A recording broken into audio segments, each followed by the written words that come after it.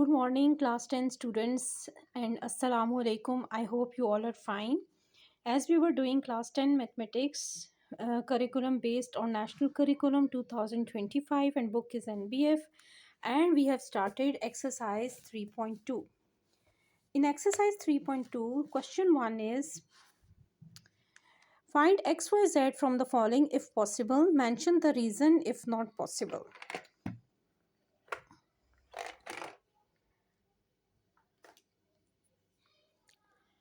Okay.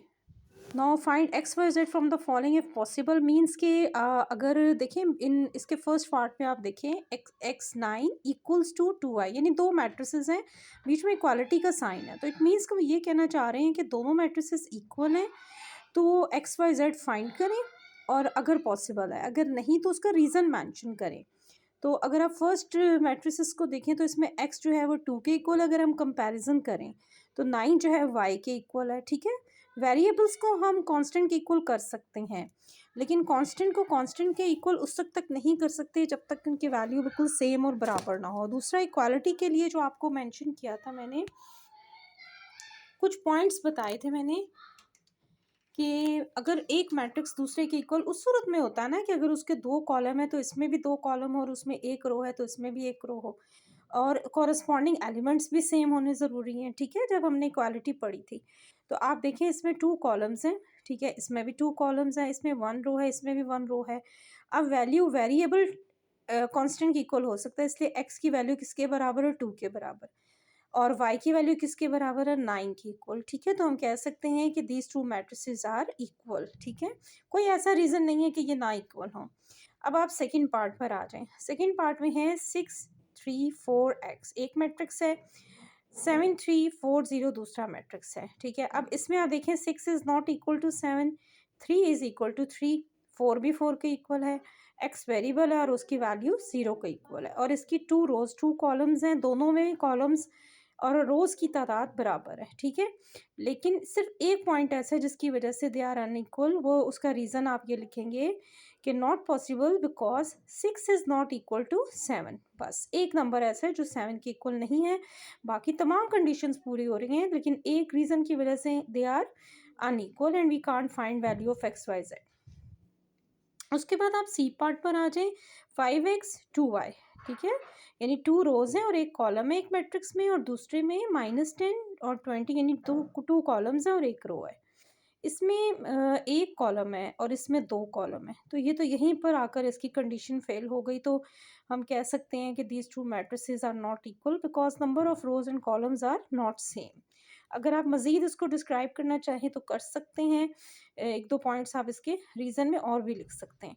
उसके बाद D part पर आ जाएं।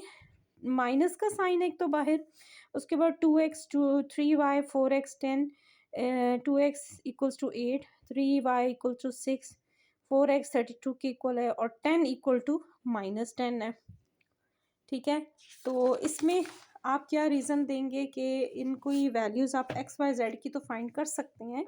-2x 8, तो x की वैल्यू आ गई -4, -3y इक्वल टू 6 है, तो y की वैल्यू आ गई -2। अब यहाँ 4 -4 पहले माइनस साइन को ना आपने पूरे मैट्रिक्स में अंदर इंसर्ट किया है, तो -4 जेड 32 के इक्वल था, तो उसकी वजह से जेड की वैल्यू आ गई -8। अब -10 इक्वल हो गया -10 के, तो इट मीन्स इसमें हम एक्स वाई जेड तीनों निकाल सकते थे और ये दोनों मैट्रिसेस इक्वल हैं, कोई ऐसा रीज़न नहीं है कि हम इनको अनइक्वल कहें। फिर आप नेक्स्ट पार्ट पर आ जाएं। इसमें x इक्वल है 3 के, -2y इक्वल है -6 के, 6 इक्वल है 6 के, और x प्लस वाई इक्वल है z के।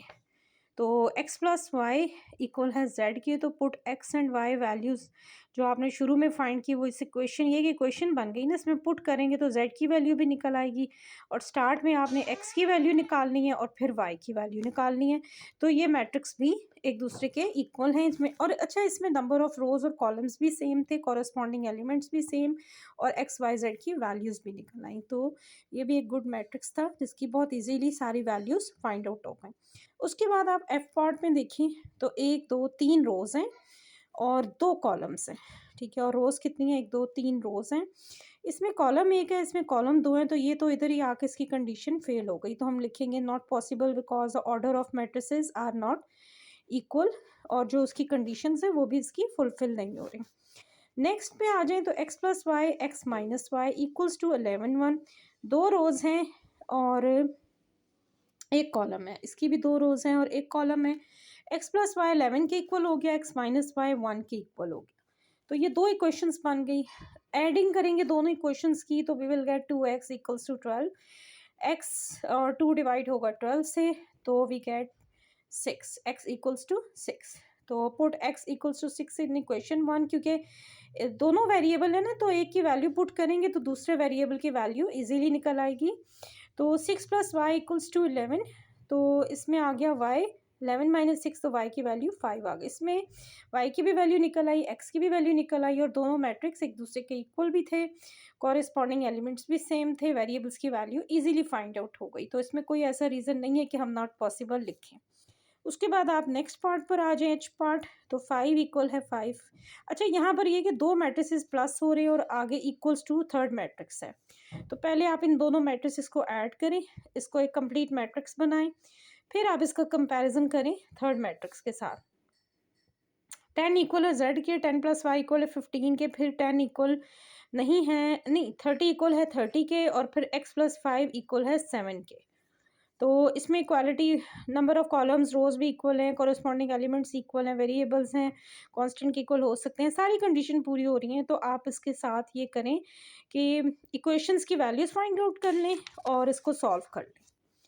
तो आपकी x की वैल्यू आ गई 2, y की वैल्यू 5 और z की 10, यानी तीनों वेरिएबल्स की वैल्यू फाइंड आउट हो गई। तो यहाँ पे z 10 ईजीली निकल आया था, z था ही 10 के इक्वल, 10 प्लस वाई, और y की वैल्यू 15 माइनस 10 किया तो निकल आई।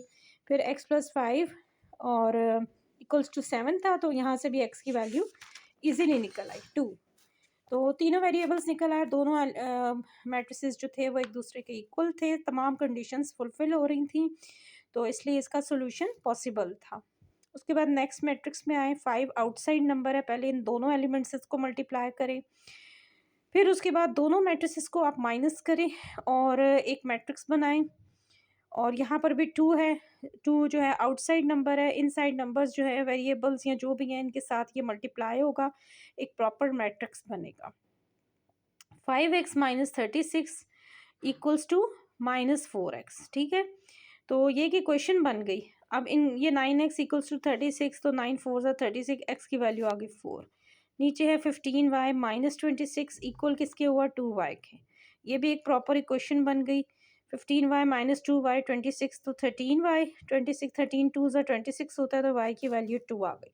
यानी ये भी पूरा मैट्रिक्स सॉल्व हो गया और इसमें x और y की वैल्यूज़ भी फाइंड आउट हो गई।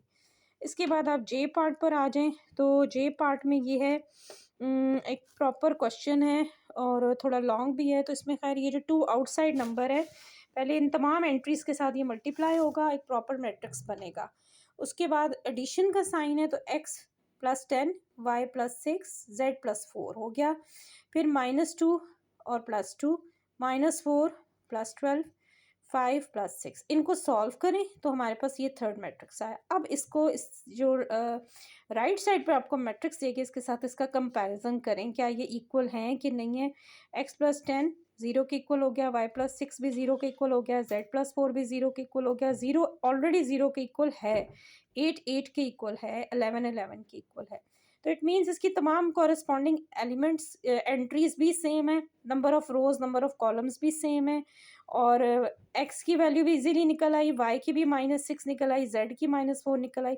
सोल्यूशन पॉसिबल था, तो x y z की तमाम वैल्यूज़ फाइंड आउट हो गई, ठीक है। तो ये हमारा लास्ट इसका था, क्या कहती हैं जो है ना लास्ट पार्ट था। अगर आप 3.2 का क्वेश्चन 1 देखें तो जो लास्ट पार्ट था वो भी हमारा यहाँ पर बुक से भी नज़र आ रहा है। तमाम इसके पार्ट जो हैं कंप्लीट हो गए हैं, कोई पार्ट हमसे मिस नहीं हुआ, और इंशाल्लाह नेक्स्ट वीडियो में हम इसके क्वेश्चन 2 के ऑल पार्ट सॉल्व करेंगे।